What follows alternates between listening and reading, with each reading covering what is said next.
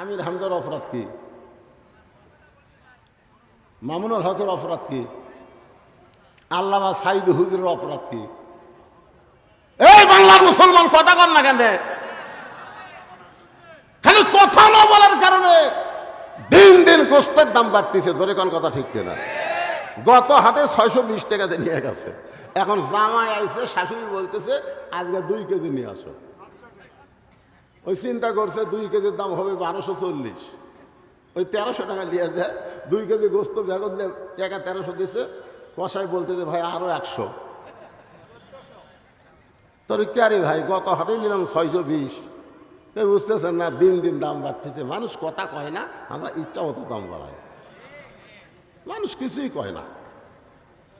তখন ওই লোকটা আস্তে করে গোস্তের টোপলা থুয়ে চাকা দেয়, কষায়ের কাছে দাও আছে, খপ করে দাওটা লিছে।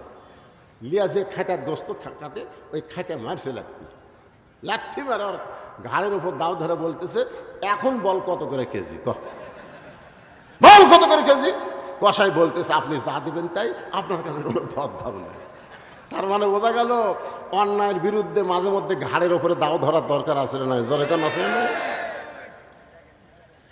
চোর চুরি করে নিয়ে যাচ্ছে আর উনি বলতেছে ইন্নাল্লাহ মা সবিরিন, ইন্নাল্লাহ মা সবিরিন, ধৈর্যশীলদের সঙ্গে আল্লাহ আছে। চোরের সাথে মারামারি করে কি হবি ভাই, ওই লিয়া যাক পরে আমি আবার করবো রে। গোটা বাংলাদেশ চুরি করে সব পাচার হয়ে গেল, আর বাংলার জনগণ কোনো কথা বলে না। জোরে কোন কথা হেঁকে না, কথা বল না। কোরআনের মাহফিল এসে যদি আপনার ঈমান না জাগে তো কোন জায়গায় গিয়ে জাগবে? অত্যন্ত গুরুত্বপূর্ণ আলোচনা করেছেন যে সমাজের অবক্ষয়, সমাজের অবক্ষয়ের কথা বলেছেন। এখনকার ছেলেরা অনেকে মাদক আসক্ত হয়ে গেছেন। আমি বলতেছি মেয়েরা ছেলেরা মদ খাক, জিনা খাক, যা করে করুক, কিন্তু ওই ছেলেকে যদি নামাজি বানানো যায়, ধরে কারণ কি বানানো যায়? কথা আমার না, কথা আল্লাহ। আল্লাহ বলেছেন ইন্নাস সালাতা তানহানিল ফাহশাই ওয়াল মুনকার।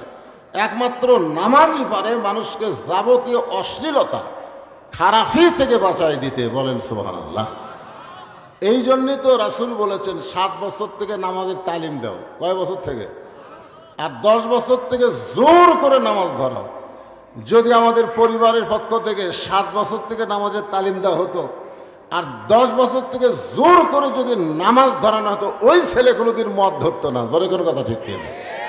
আর একটা কথা চেয়ারম্যান সাহেব অত্যন্ত গুরুত্বপূর্ণ কথা বলেছেন যে এখানে তো মানুষ হেদায়েত হবে না, কারণ বক্তারাও আসে বাণিজ্যিকভাবে। বাণিজ্যিক। আপনারা শোনেন সূরা ইয়াসিনে আল্লাহ পাক বলেছেন অমাইয়াত্তাবাউ মাল্লাস আলুকুম আজরাও ওয়াহুম মুহতাদুন।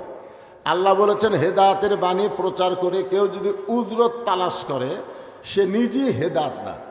এই আয়াতের তাফসির আপনারা পড়বেন। এখানে বলা হচ্ছে যে কোনো কেউ মুসলমান হয়ে হিন্দুদের কাছে, জোরে কান কার কাছে? বিধর্মীদের কাছে কলেমার দাওয়াত দিয়া তার কাছ থেকে যদি কোনো উজরত তালাশ করে, যে ব্যক্তি কলেমার দাওয়াত দিল সে নিজেই হেদায়েত না।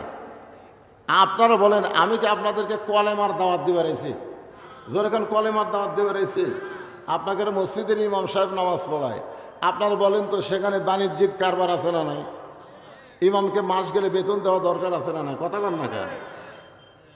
আপনাদের মুয়াজ্জিন সাহেব যে আজান দেয়, ওই আজানের মধ্যে বাণিজ্যিক কারবার আছে না নাই? আজান দেওয়ার পরে মাস গেলে বেতন দেওয়া হয় কি হয় না? জোরে কান হয় কি হয় না? আপনাদের মাদ্রাসায় যে সমস্ত হুজুররা কোরআন শরীফ পড়ায়, আপনারা বলেন তো এরা কি ফ্রি কোরআন পড়ায় না মাস গেলে হাদিয়া নেয়? তাহলে সব জায়গায় বাণিজ্যিক ব্যবস্থা থাকবে আর বক্তাদের ব্যাপারে থাকবে না। এইটা ঠিক না। বক্তারা তো কলেমার দাওয়াত দিচ্ছে না। আমরা সবাই কলেমা গ্রহণকারী মুসলমান, আমাদেরকে কলেমাটা ঠিক কেমনে রাখতে হবে এই বিষয়ে বক্তারা আলোচনা করে। জোরে কোন কথা ঠিক কিনা? হ্যাঁ, আপনারা খুব খেয়াল করবেন। যুব সমাজের উদ্যোগে 2তম বার্ষিক তাফসীরুল কোরআন এবং ওয়াজ মাহফিল হাটনগর ময়দানে আজকের এই মাহফিল আল্লাহ তাআলা যিনাকে সম্মানিত সভাপতির আসনে কবুল করেছেন, জনাব মোহাম্মদ আব্দুল হাকিম, সম্মানিত সহসভাপতি জনাব মোহাম্মদ রুহুল আমিন, আজকের এই মাহফিলের সম্মানিত সভাপতি দ্বয়কে অন্তরের অন্তঃস্থল থেকে আমি শুভেচ্ছা জ্ঞাপন করছি। এই মুহূর্তে আমার সামনে যারা বসে আছেন, দিনের বেলায় নানা ধরনের কাজকাম করে শরীরটা ক্লান্ত হয়ে গেছে, এরপরেও আল্লাহ তাআলা আপনাদেরকে আজকের মাহফিলে উপস্থিত হওয়ার তৌফিক দান করেছেন।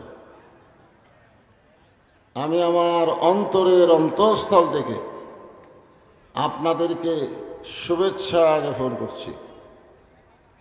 সম্মানিত মা বোনেরা, পর্দার অন্তরালে বসে বসে যারা আলোচনা শুনতেছেন, তাদেরকেও শ্রদ্ধা জ্ঞাপন করে এই মুহূর্তে জানতে চাচ্ছি আপনারা সকলে কেমন আছেন। আলহামদুলিল্লাহ রব্বিল আলামিন। যে আল্লাহ শারীরিক সুস্থতা দান করে মানসিক প্রশান্তি লাভের জন্য আজকের এই কোরআন কারিমের মাহফিলে কবুল করলেন, আমরা সে আল্লাহর উপর খুশি না বেজার? তাহলে জবান খুলে সমস্বরে সকলে বলবো রব্বানা লাকাল হামদ হামদান কাসীরান তাইয়িবান মুবারাকান ফি। আমরা প্রশংসা করলাম কার? কেন করলাম? এমনি এমনি? আল্লাহর প্রশংসা করার পিছনে এক নম্বর কারণ হলো যে আমরা যখন আল্লাহর প্রশংসা করি, আল্লাহ তখন এত খুশি হয়, যে সমস্ত বান্দাবান্দি আল্লাহর প্রশংসা করলো, আল্লাহ আসমান এবং জমিনের ফাঁকা জায়গাটা নেকি দিয়ে পরিপূর্ণ করে দেয়। এই যে আপনারা সুবহানাল্লাহ শব্দটা উচ্চারণ করলেন, এই সুবহানাল্লাহ বলার সঙ্গে সঙ্গে আপনি বসে আছেন হাটনগর মাহফিলে, আর আপনার নামে আল্লাহ জান্নাতের বাগানে একটা গাছ রোপণ করে দিচ্ছে। যতবার সুবহানাল্লাহ বলবেন ততবার একটা করে গাছ হবে। সেই গাছ বাংলাদেশের ইউক্যালিপটাসের গাছ না, সেই গাছটা হলো এমন একটা ফলবান বৃক্ষের গাছ, যার ছায়া অতিক্রম করতে একটা তাজা ঘোড়া দৌড় দিলে 500 বছর লাগবে।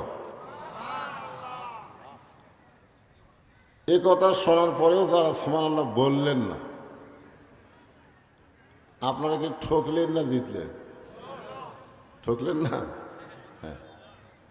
বিশ্বাসে মিলাই বস্তু তর্কে বহুদূর। আমরা অনেক সময় তর্ক করি যে এত বড় বড় গাছ যদি আল্লাহ সুবহানাল্লাহর বিনিময়ে লাগায় যায়, তাহলে জান্নাত কত বড়। এরকম অনেকে তর্ক করে।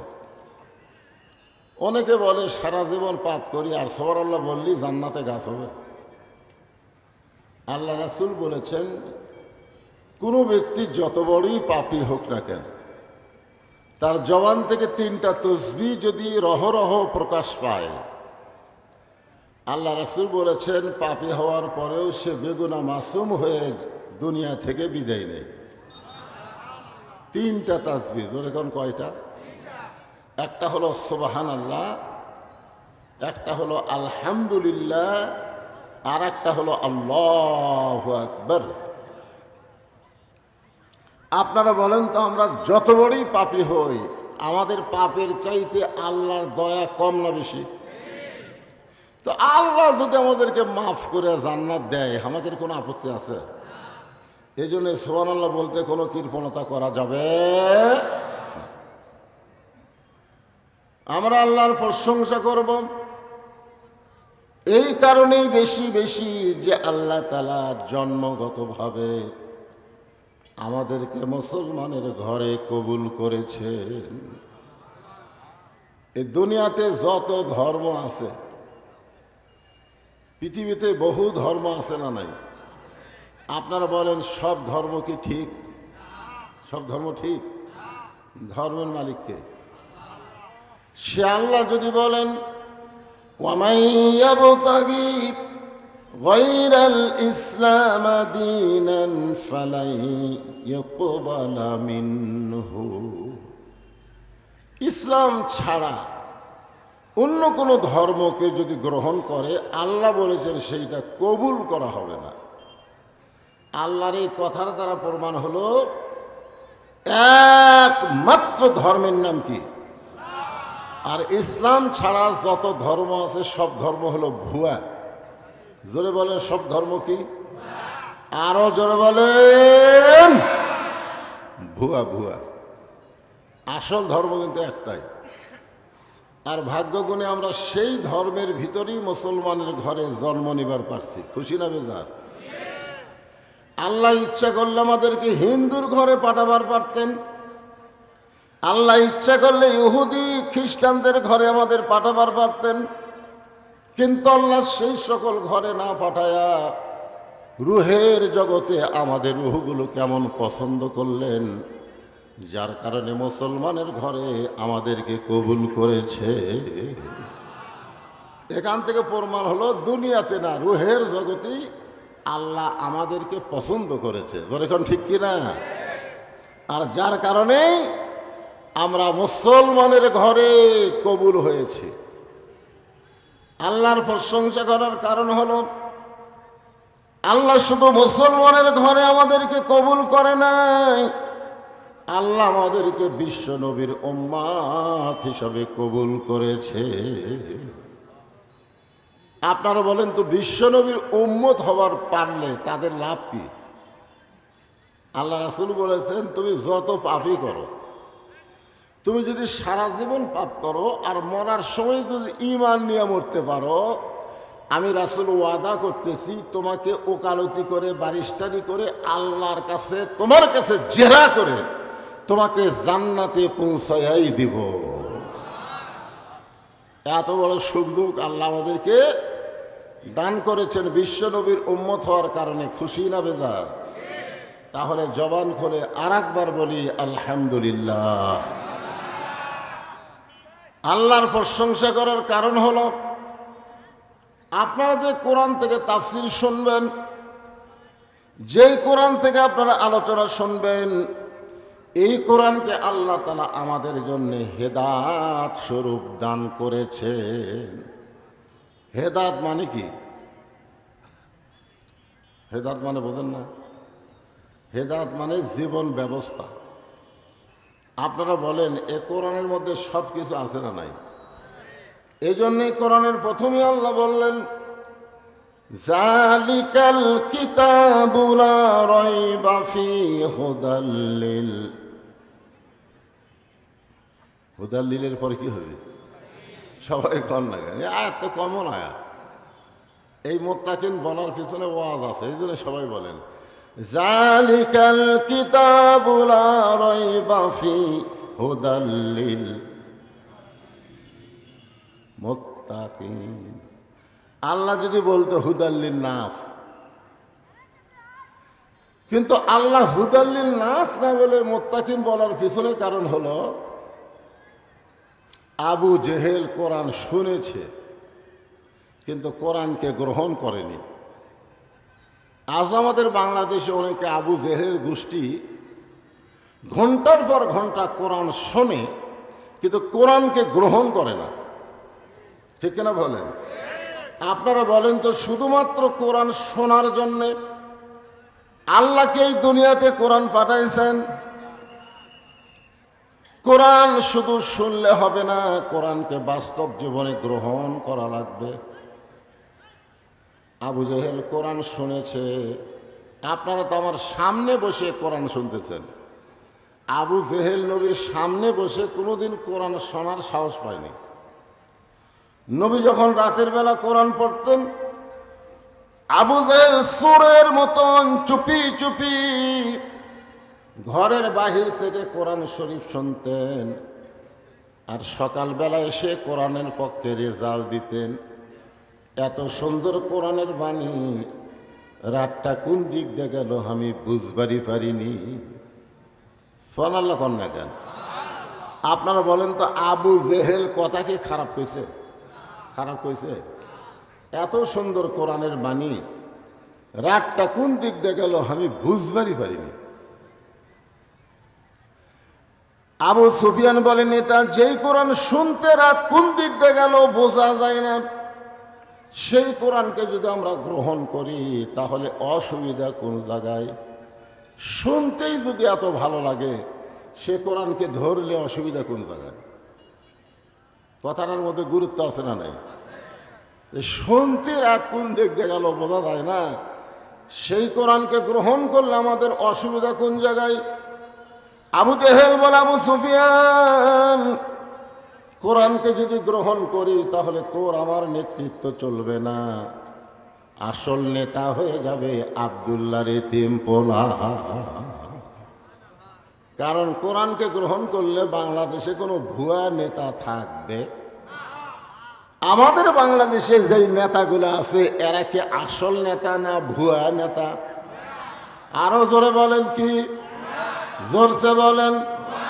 ভুয়া। ভুয়া ভুয়া একটা শব্দ বাংলাদেশে ভাইরাল হয়ে গেছে, ভুয়া। আমাদের বগুড়ার হিরো আলম যখন 21-এর বই মেলায় গেছিল, তখন ওই 21-এ বই মেলার ছেলেরা তাকে বলছে ভুয়া ভুয়া ভুয়া ভুয়া। কি বলছে? ভুয়া ভুয়া। আবার যখন মোস্তাক আহমদ তার একটা চেংড়ি বউকে নিয়ে গেল, মোস্তাক আহমদের নাম শুনছেন? বুড়া, ওই বিয়ে করছে একটা চেংড়ি, 7-5 পাশের একটা মেয়েকে বিয়ে করছে।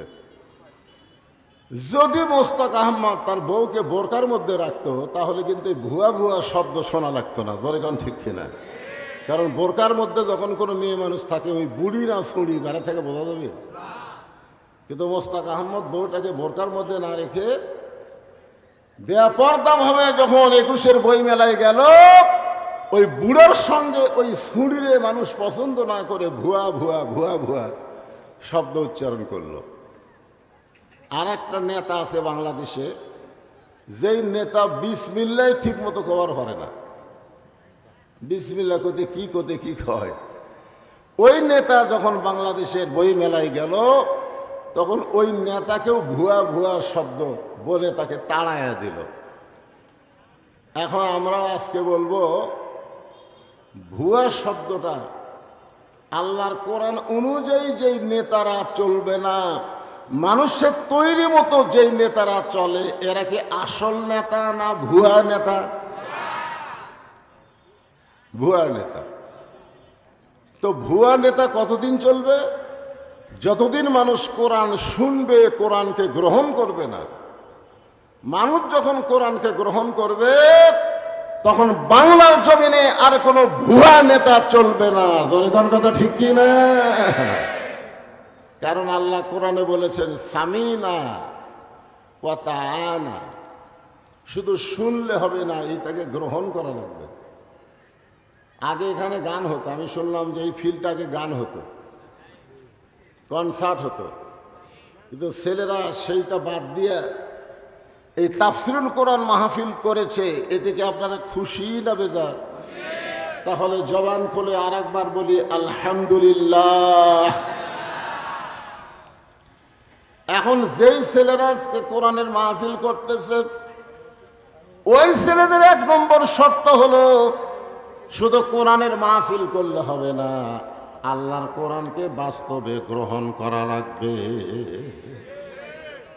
আপনারা বলেন তো, এই কোরআনকে গ্রহণ করতে গেলে 1 নম্বর শর্ত কি? না, নামাজকে হবে। এই কোরআনকে গ্রহণ করতে গেলে, কোরআনকে ধরতে গেলে 1 নম্বর শর্ত হলো লা ইয়ামাসসুহু ইল্লাল মুতাহহারুন। তুমি ততক্ষণ পর্যন্ত কোরআন শরীফ স্পর্শ করতে পারবা না যতক্ষণ তুমি পবিত্র না হবা। তাহলে যেই কোরআনকে ধরতে পবিত্র হওয়া লাগে, সেই কোরআনকে মানুষ যখন গ্রহণ করবে, ওই মানুষটা তখন কেমন মানুষ হবে? আবু জেহেল কোরআনকে শুনেছে, গ্রহণ করে নাই। আর হযরত আবু বকর শুধু কোরআন শোনে নাই, কোরআনকে গ্রহণ করেছে। জোরে কোন কথা ঠিক কিনা? কাফেরদের মধ্যে এক নম্বর হলো আবু জেহেল, আর মুসলমানের মধ্যে এক নম্বর হলো আবু বকর। এখান থেকে প্রমাণ হয়ে গেল শুধু কোরআন শুনলে হবে না, বাস্তবে কোরআনকে গ্রহণ করা লাগবে। আমার সামনে যে হাজার হাজার আল্লাহর বান্দারা বসে আছেন, আপনারা বলেন আপনারা কি আবু হবেন? আবু বকর হবেন? তাহলে আবু বকর হবার গেলে কোরআনকে শুধু শুনলে হবে না, এই কোরআনকে বাস্তবে গ্রহণ করা লাগবে। এই কোরআনকে গ্রহণ করার জন্যে পৃথিবীর সবচাইতে খারাপ মানুষ, যিনি নাঙ্গা তরবারি নিয়ে নবীকে হত্যা করতে গেছিল, এই কোরআনকে গ্রহণ করার কারণে আল্লাহ তাকে বাংলাদেশের মতন ৯৬টা দেশের খলিফা বানায়া দিল।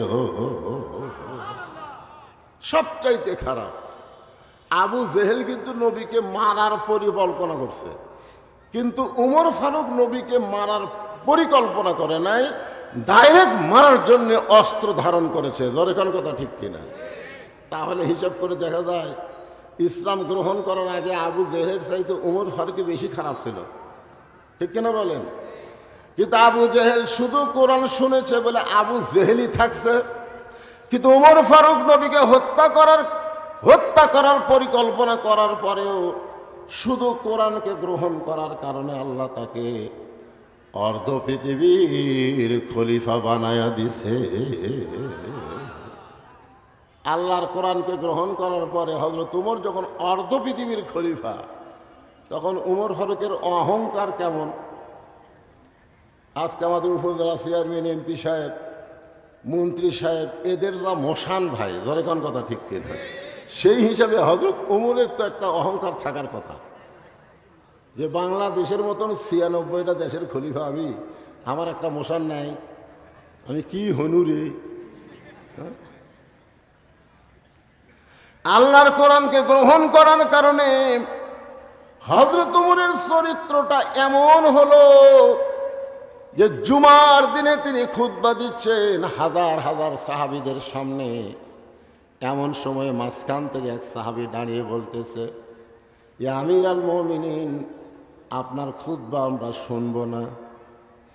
যেই বলছে আপনার খুতবা শুনবো না, উমর ফারুক দ্বিতীয় কোনো কথা বলে নাই, চোখের পানি বের করে বলতেছে, ভাই আমার খুতবা না শোনার পিছনে কারণ কি?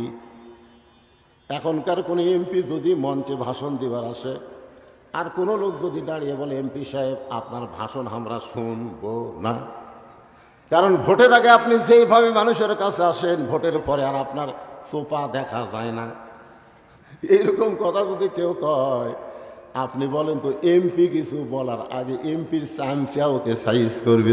যখন ঠিক কিনা? আর উমর ফারুককে যখন বলতেছে আপনার খুতবা আমরা শুনবো না, উমর ফারুক চোখের পানি বের করে বললেন, আমার অপরাধ কি? বলে, আপনার অপরাধ হলো আমাদেরকে খাটো পাঞ্জাবি দিয়া আপনি লম্বা জুব্বা পরে খুতবা দিচ্ছেন, আমাদেরকে খাটো পাঞ্জাবি দিয়ে আপনি লম্বা জুব্বা পরে খুতবা দিবেন।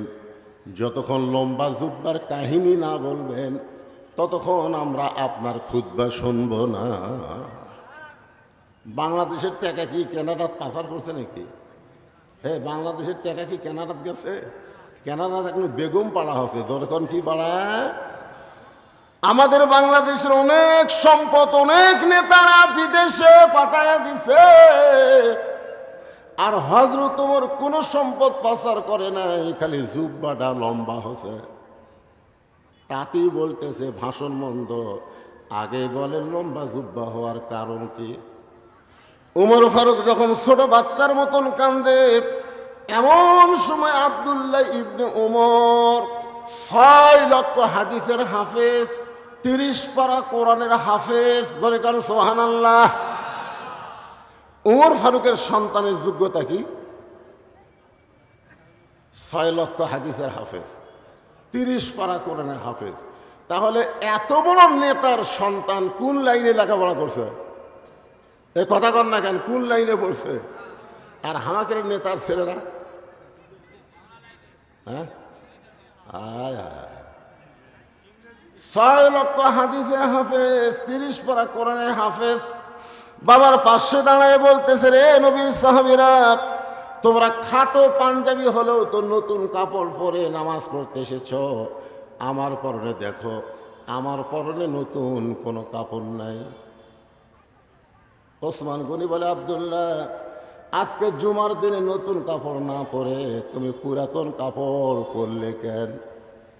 আব্দুল্লাহ বলতেছে, আমি যদি নতুন কাপড় পরে নামাজ পড়তে আসতাম তাহলে আমার বাবার জুব্বা লম্বা হতো না। আমি যদি নতুন কাপড় পরে নামাজ পড়তে আসতাম তাহলে আমার বাবার জুব্বা কি হতো না? দুনিয়ার সবাই যখন ঘুমায়, তোমরাও যখন ঘুমাও রে নবীর সাহাবীরা, আমার বাবা যেদিন থেকে খেলাফতের দায়িত্ব পাইছে সেদিন থেকে আমার বাবা আর ঘুমাই না। যখন এমপি বানানো হয়, মন্ত্রী বানানো হয়, তখন সে জনগণের খাদেম হয়, তার ঘুমানোর কোনো সময় থাকবে না, জনগণের খেদমত করার টেনশনে। জোরে কোন কথা ঠিক কি না? আব্দুল্লাহ বলতেছে, একদিন গভীর রাত্রে চেতন পায়া আমি দেখলাম আমার মা দরজার পাশে দাঁড়িয়ে আছে। আমি মাকে বললাম, মা, আপনি দরজার পাশে দাঁড়িয়ে আছেন, আপনি কি ঘুমাবেন না? আমার মা বলে, আব্দুল্লাহ রে, তোর বাবা বাড়ি থেকে বের হয়ে গেছে, তোর বাবা বাড়ি থেকে বের হয়ে গেছে মানুষের দুঃখ কষ্ট দেখার জন্যে। তোর বাবা যতক্ষণ বাড়িতে না আসবে আমি তোর মা ততক্ষণ ঘুমাতে পারবো না। রাতের বেলা মানুষের দুঃখ কষ্ট দেখে অর্ধ পৃথিবীর খলিফা। হঠাৎ দেখতে পাই মরুভূমির মধ্যে কে যেন তাঁবু টাঙ্গাইছে, তাঁবুর মধ্যে 2টা বাচ্চা মা মা বলে কাঁদতেছে, আর মা বলতেছে, গোস্ত সিদ্ধ হলেই তোমাদেরকে খাবার দিব। উমর ফারুক চমকে গেলেন, মদিনার জমিতে তাঁবু টাঙ্গাইছে, এটা কোন মহিলা? আর বাচ্চা দুরা খাবার জন্য কান্দে, এখন পর্যন্ত মার গোস্ত সিদ্ধ হয় না। দম্বার গোস্ত হলে বড় জোর 8 ঘন্টা লাগবে, উটের গোস্ত হলে বড় জোর 1 ঘন্টা লাগবে। এত গভীর রাত হয়ে গেল, এখন পর্যন্ত সিদ্ধ হয় না।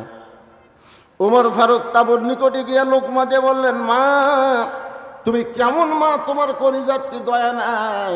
তোমার সন্তানগুলো ক্ষুধার জ্বালায় কান্দে, আর এখনো পর্যন্ত তোমার গোস্ত সিদ্ধ হয় না। মেয়েটা বলে, পথিক রে, বর্তমানে যেই বিপদে পড়েছি আমার আল্লাহ আমার খুঁজলেই না। মানে একটু বিরক্ত হয়ে গেছে। দরকার কি হয়ে গেছে? বর্তমানে আমি যেই পজিশনে পড়েছি আমার আল্লাহ আমার খোঁজ নেয় না। উমর ফারুক বলে, মা, তুমি কি বলতে চাও? মেয়েটা বলতেছে, আমার বাড়ি হলো ইয়ামিন দেশে। আমি গতকাল বিকালবেলা উমর ফারুকের দরবারে যাবার চাইছিলাম, কিন্তু এত মানুষের ভিড়, আমি উমরের দরবারে যাবার পারি নাই। আমি মনে মনে সিদ্ধান্ত নিয়েছি আজকে রাত কোনো মতে কাটাইয়া দিয়া আগামীকাল সকালবেলায় উমরের দরবারে যাব। কিন্তু আমার 2টা সন্তানের পেটে এত খিদা লাগছে, ওরা খালি বারবার খাওয়ার জন্য কান্দে। আমি ওদের সান্ত্বনা দেওয়ার জন্যে পাতিলের মধ্যে পানি আর পাথর দিয়ে নিচে আগুন লাগাইয়া বলতেছি, গোস্ত সিদ্ধ হলেই তোমাদের খাবার দেব।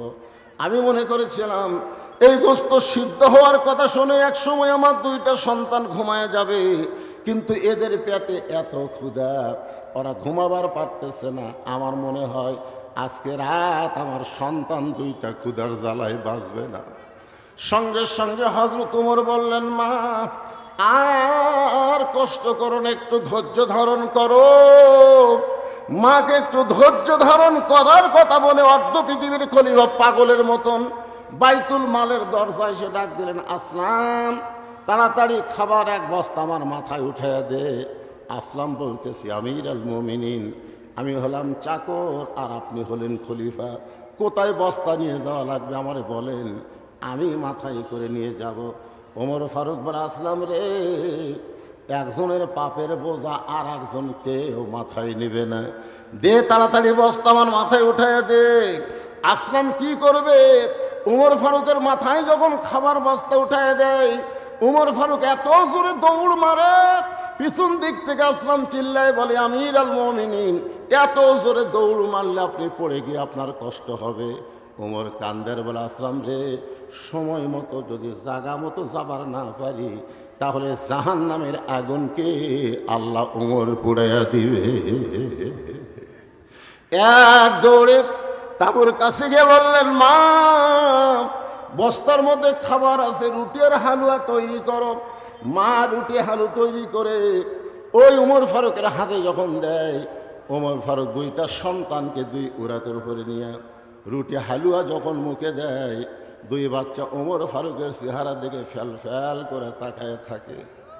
বাবা মারা গেছে, বাবার দরদ আমরা কোনোদিন পাই না। আমরা এতিম সন্তান, তোমার এত দরদ পাইছি গো, তুমি কে, তোমার পরিচয় কি? ওমর ফারুক দুই হাত তুলে বলতেছে, আল্লাহ এ অধমকে জাহান্নামের আগুন থেকে তুমি বাঁচাইয়া দাও। মা বলতেছে, কে গো পথি, জাহান্নামের আগুন থেকে বাঁচার জন্য তুমি কেন কাঁদতেছো? আমি জানি মানুষ ভালো, কিন্তু জীবনে ভালো মানুষকে আমি চোখে দেখি নাই। আজকে একজন ভালো মানুষকে দেখলাম। ওমরকে যদি আল্লাহ মদিনার খলিফা না বানায়া তোমারে যদি মদিনার খলিফা দিত, তাহলে আল্লাহর মদিনা যেন দুনিয়ার জান্নাত হয়ে যেত। আব্দুল্লাহ বলে, সাহাবীরা রে, আমার বাবার লম্বা জুব্বা দেখে তোমরা লোকমা দিয়া খুতবা বন্ধ করেছো। আমার পরনে তাকায় দেখো, আমার পরনে লম্বা, আমার পরে নতুন কোনো কাপড় নাই। আমি আব্দুল্লাহ যখন ঘুমাইয়াছিলাম, আমার বাবা চুপি চুপি আমার দরজায় গিয়ে ডাকতেছে, আব্দুল্লাহ আব্দুল্লাহ আব্দুল্লাহ। আমি আব্দুল্লাহ চমকে গিয়ে দরজা খুলে দেখলাম বাবার হাতে নতুন একটা কাপড়। আমি খুশি হয়ে বললাম, নেতার বেটা হয়ে লাভ আছে। নেতার বেটা হয়ে কি আছে? লাভ আছে। বাইতুল মাল থেকে একটা কাপড় আমাকে দেওয়া হয়েছে, আর গভীর রাত্রে আর একটা কাপড় আপনি আমাকে দিবার আইছেন। নেতার বেটা না? R15 চলায়, জোরে কোন কি 5 চলায়? নেতার বেটা হয়ে লাভ আছে। বাইতুল মাল থেকে আমার এক টুকরা কাপড় দিছে, আবার গভীর রাত্রে আমাকে আর একটা দিবার আইছেন। সঙ্গে সঙ্গে ওমর ফারুক আল্লাহর কোরআন থেকে তেলাওয়াত করলেন, ইন্নাল্লাহা ইয়ামুরুকুম আন তুআদ্দুল আমানাতি ইলা আহলিহা ওয়া ইযা হাকামতুম বাইনান নাস আন তাহকুমু বিল আদল। সবাই আল্লাহু আকবার কর না কেন? বাংলাদেশে কিছু বড় বড় দল আছে, এরা আল্লাহু আকবার করার চায় না। ওদের মিছিলে বহু স্লোগান আছে, কেউ যদি ভুল করে আল্লাহু আকবার কয়, ঘাট ধরে বের করে দিবি। জোরে কোন ঠিক কিনা? এরা হামাকের দলত তো আল্লাহু আকবার নাই, তুই আল্লাহু আকবার কোথায় পেলি?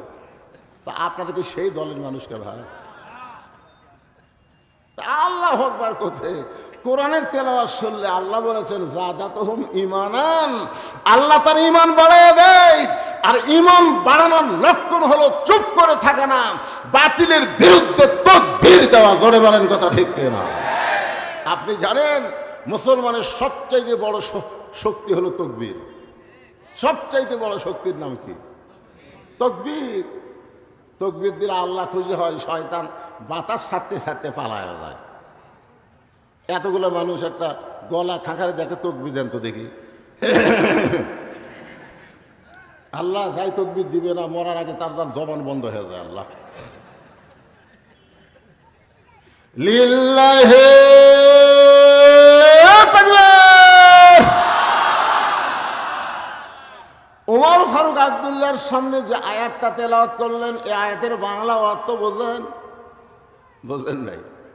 আমি বোঝানোর জন্য বলতেছি, 6 বছর ধরে আম বাগানের চাষ করছে। কয় বছর? জ্যৈষ্ঠী মাসে দেখতে গেছে আম পাকছে কিনা। যা দেখে গাছের ডালে বসে ছোট্ট একটা বাচ্চা আম পাড়তেছে আর ব্যাগের মধ্যে তুলতেছে। বাগানের মালিক রাগ করে কয়, আমি খাইনি, আমার পরিবারের কেউ খাই নাই, আর তুই আমার গাছে চলে আম পাড়তেছিস, তোর বাপকে গিয়ে বিচার দে মরে। ফিরে খালি মুসকে মুসকে হাসে। বাগানের মালিক বলে, হাসিস কেন রে? তোর বাপক যা বিচার দেবো। ছেলে বলতেছে, আমার বাপক কোথায় খুঁজবার যাবেন, আমার বাবাও আর এক গাছে চড়ছে। বাগানের মালিক তাকায় দেখে ওর বাপ খালি আম পাড়ের বস্তা ভরায়, গাছের নিচে বসে কান্দের, বলে, আল্লাহ বিচার দেবো কার কাছে? বেটাও চোর, বাপও চোর। আজকে আমাদের বাংলাদেশের অবস্থা হয়েছে তাই। আলেমদের বিচার হয়, জালেমদের কোনো বিচার হয় না। জোরে জোরে কথা ঠিক কি না? বিচারের নামে প্রহসন চলতেছে।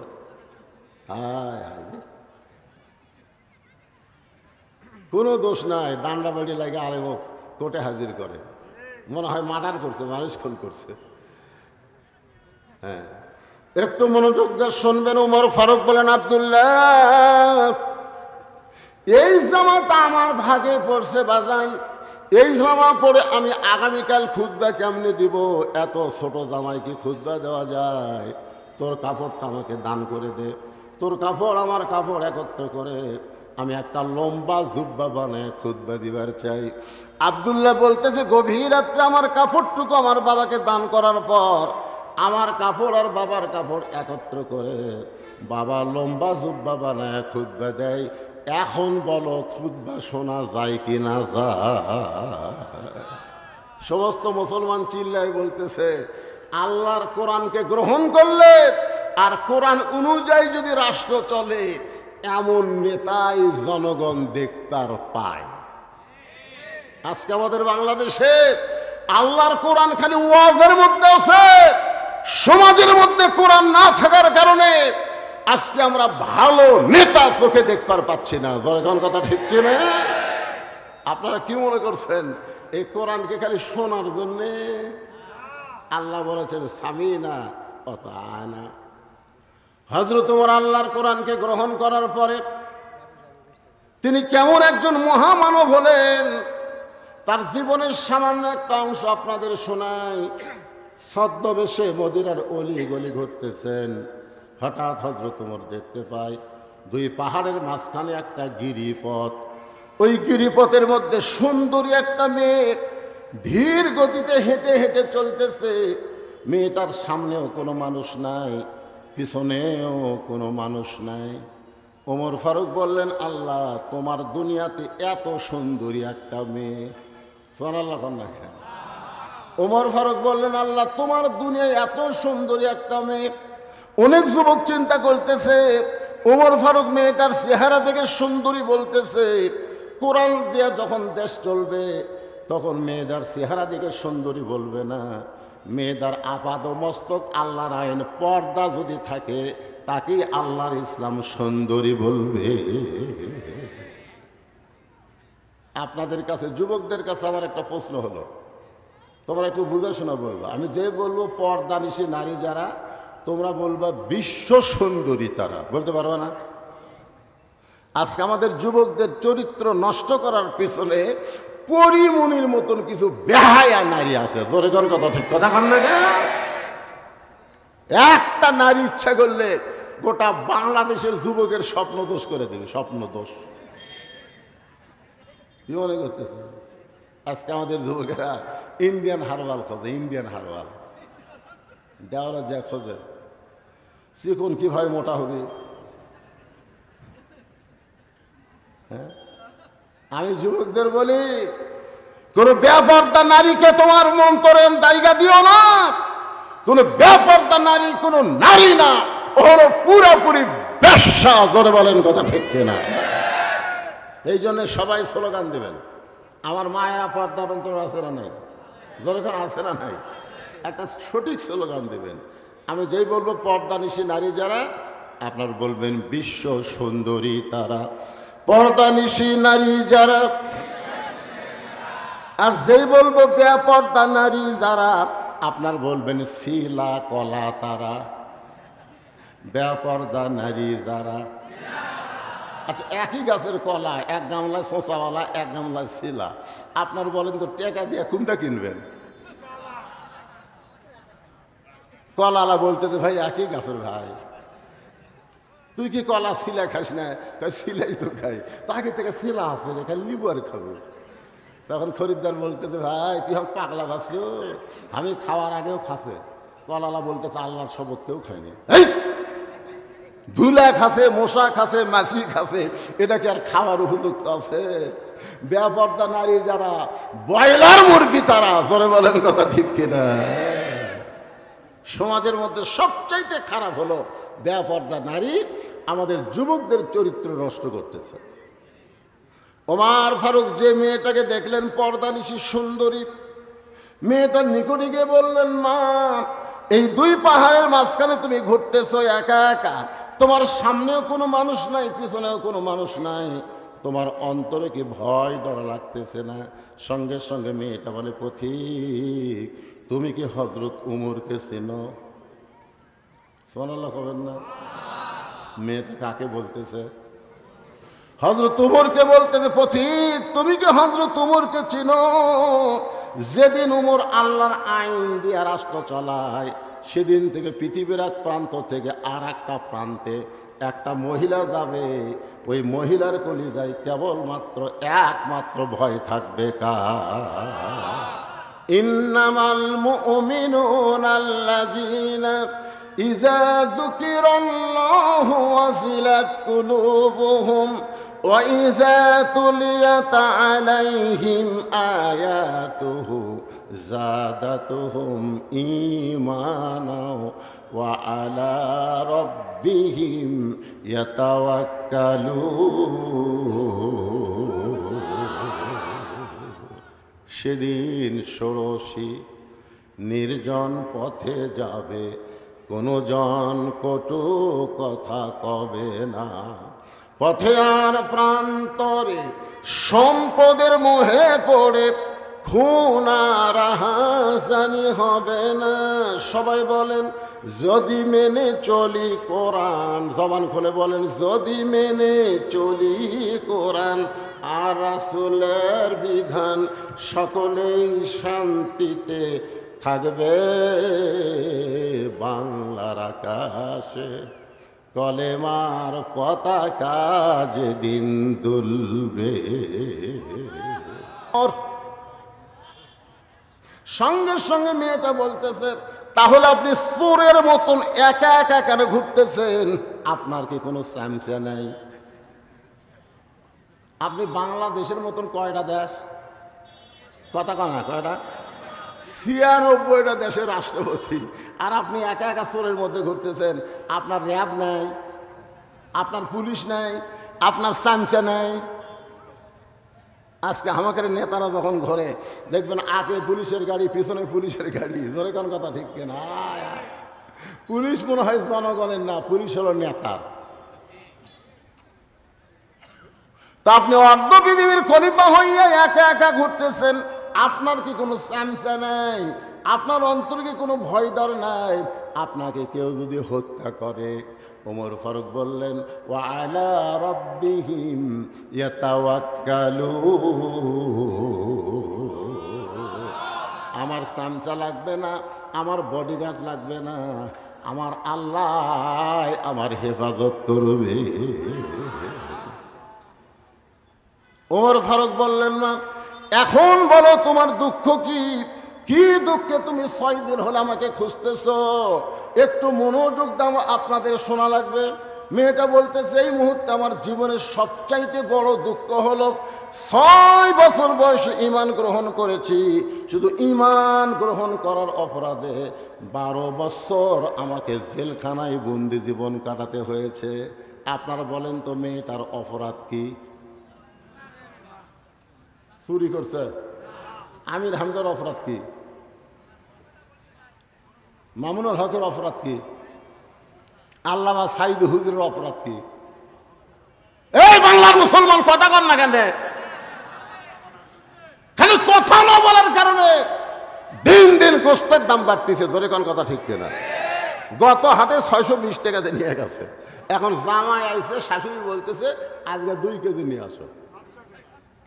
ওই চিন্তা করছে 2 কেজির দাম হবে 1240, ওই 1300 টাকা নিয়ে যায়। 2 কেজি গোস্ত ব্যাগ দিলে টাকা 1300 দিছে।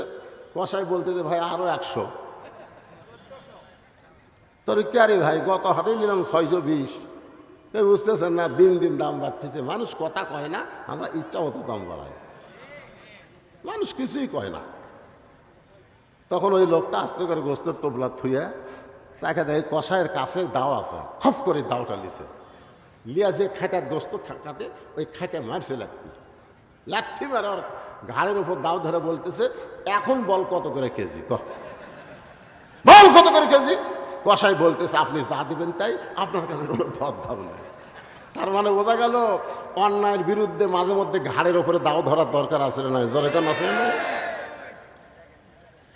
চোর চুরি করে নিয়ে যাচ্ছে আর উনি বলতেছে ইন্নাল্লাহ মা সবিরিন, ইন্নাল্লাহ মা সবিরিন, ধৈর্যশীলদের সঙ্গে আল্লাহ আছে। চোরের সাথে মারামারি করে কি হবি ভাই, উই লিয়া যাক পরে আমি আবার করবো রে। গোটা বাংলাদেশ চুরি করে সব পাচার হয়ে গেল, আর বাংলার জনগণ কোনো কথা বলে না। জোরে কোন কথা হেঁকে না, কথা বল না। কোরআনের মাহফিলে এসে যদি আপনার ঈমান না জাগে তো কোন জায়গায় গিয়ে জাগবে? কথা বলার দরকার আছে না নাই? জোরে করে আছে না নাই? একটু মনোযোগ দিয়ে শুনবেন। মেয়েটা বলতেছে আমার জীবনের সবচাইতে বড় দুঃখ হলো আমি 6 বছর বয়সে ঈমান গ্রহণ করছি। এটা আবার কি দিতে পারে? প্রধান অতিথি হিসেবে আইছে, প্রধান অতিথি আসার আগে এখন বলবেন না প্রধান অতিথির আগমন, প্রধান অতিথির আগমন লিল্লাহি তাকবীর। গত টার্মেও যিনি উপজেলা চেয়ারম্যান ছিল, আল্লাহ তাআলা তুইজ্জু মান তাশা, সম্মানের মালা এইবারও তার গলাত পরায় দিছে। সেই নেতা, বর্ষিয়ান নেতা আজকে আপনাদের মঞ্চে উপস্থিত হয়েছে। উনি আমার তো ওয়াজ এইভাবেই চলবে, অসুবিধা আছে? আপনাদের কোনো সমস্যা আছে? তো এখন নেতা মানুষ তো আমার ওয়াজ চলবে তো অনেক রাত, কারণ আমি ঘড়ি ধরে ওয়াজ করি না, চলতেই থাকবি জোরে ঘন্টা। তাই বলে মনে করে না যে ফজর বন্ধ হবে। হ্যাঁ, এই যেগুলো চ্যাংড়া ফেঁড়া খারাপ হয়ে আছে এরকম ওর মন খারাপ হয়, কেন বসিস না কেন বারে? তোরা কি পেশাব করে পানি লেস নি কেবা? অত্যন্ত গুরুত্বপূর্ণ আলোচনা করেছেন যে সমাজের অবক্ষয়, সমাজের অবক্ষয়ের কথা বলেছেন। এখনকার ছেলেরা অনেকে মাদক আসক্ত হয়ে গেছেন। আমি বলতেছি মেয়েরা, ছেলেরা মদ খাক, জিনা খাক, যা করে করুক, কিন্তু ওই ছেলেকে যদি নামাজি বানানো যায়, ধরে কারণ কি বানানো যায়? কথা আমার না, কথা আল্লাহ। আল্লাহ বলেছেন ইন্নাস সালাতা তানহানিল ফাহশাই ওয়াল মুনকার। একমাত্র নামাজই পারে মানুষকে যাবতীয় অশ্লীলতা, খারাপি থেকে বাঁচাই দিতে। বলেন সুবহানাল্লাহ। এই জন্যই তো রাসূল বলেছেন 7 বছর থেকে নামাজের তালিম দাও। কয় বছর থেকে? আর 10 বছর থেকে জোর করে নামাজ ধরাও। যদি আমাদের পরিবারের পক্ষ থেকে 7 বছর থেকে নামাজের তালিম দেওয়া হতো আর 10 বছর থেকে জোর করে যদি নামাজ ধরানো হতো, ওই ছেলে কোনোদিন মদ ধরতো না। জোরে কোনো কথা ঠিক কিনা? আর একটা কথা, চেয়ারম্যান সাহেব অত্যন্ত গুরুত্বপূর্ণ কথা বলেছেন যে এখানে তো মানুষ হেদায়েত হবে না, কারণ বক্তারাও আসে বাণিজ্যিকভাবে। বাণিজ্যিক, হ্যাঁ বাণিজ্যিক। আপনারা শোনেন, সূরা ইয়াসিনে আল্লাহ পাক বলেছেন অমাইয়াত্তাবাউ মাল্লাস আলুকুম আজরাও ওয়াহুম মুহতাদুন। আল্লাহ বলেছেন হেদায়েতের বাণী প্রচার করে কেউ যদি উজরত তালাশ করে সে নিজেই হেদায়েত না। এই আয়াতের তাফসির আপনারা পড়বেন। এখানে বলা হচ্ছে যে কোনো কেউ মুসলমান হয়ে হিন্দুদের কাছে, জোরে কান কার কাছে? বিধর্মীদের কাছে কলেমার দাওয়াত দিয়া তার কাছ থেকে যদি কোনো উজরত তালাশ করে, যে ব্যক্তি কলেমার দাওয়াত দিল সে নিজেই হেদায়েত না। আপনারা বলেন আমি কি আপনাদেরকে কলেমার দাওয়াত দিতে পেরেছি? জোরে কান কলেমার দাওয়াত দিতে পেরেছি? আপনাকে মসজিদের ইমাম সাহেব নামাজ পড়ায়, আপনারা বলেন তো সেখানে বাণিজ্যিক কারবার আছে না নাই? ইমামকে মাস গেলে বেতন দেওয়া দরকার আছে না নাই? কথা বল না কেন? আপনাদের মুয়াজ্জিন সাহেব যে আজান দেয়, ওই আজানের মধ্যে বাণিজ্যিক কারবার আছে না নাই? আজান দেওয়ার পরে মাস গেলে বেতন দেওয়া হয় কি হয় না? জোরে কান হয় কি হয় না? আপনাদের মাদ্রাসায় যে সমস্ত হুজুররা কোরআন শরীফ পড়ায়, আপনারা বলেন তো এরা কি ফ্রি কোরআন পড়ায় না মাস গেলে হাদিয়া নেয়? তাহলে সব জায়গায় বাণিজ্যিক ব্যবস্থা থাকবে আর বক্তাদের ব্যাপারে থাকবে না। এইটা ঠিক না। বক্তারা তো কলেমার দাওয়াত দিচ্ছে না। আমরা সবাই কলেমা গ্রহণকারী মুসলমান, আমাদেরকে কলেমাটা ঠিক কেমনে রাখতে হবে এই বিষয়ে বক্তারা আলোচনা করে। জোরে কোন কথা ঠিক কিনা? হ্যাঁ, আপনারা খুব খেয়াল করবেন। তো এখানে এখানে মেয়েটা বলতেছেন আমার সবচাইতে বড় অপরাধ হলো আমি 6 বছর বয়সে ঈমান গ্রহণ করেছি। শুধুমাত্র ঈমান গ্রহণ করার অপরাধে 12 বছর আমাকে জেলখানায় বন্দি জীবন কাটাতে হয়েছে। ভাইজান, এই কথাটা আপনারা একটু খেয়াল করবেন। মেয়েটা কিন্তু বলে নাই যে আমি ঈমানের কলেমা পড়েছি।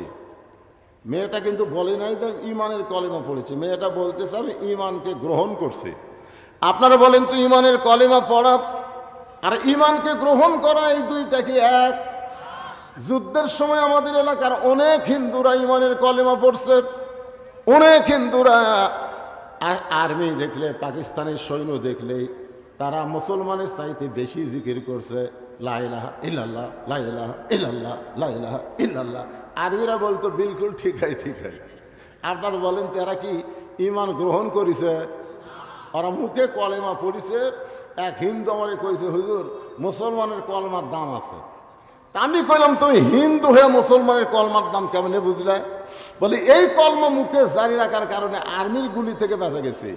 আমি কইলাম, ভাইজান শুধু কলেমা মুখে জারি রাখার কারণে আর্মির গুলির থেকে তুমি বেঁচে গেছো।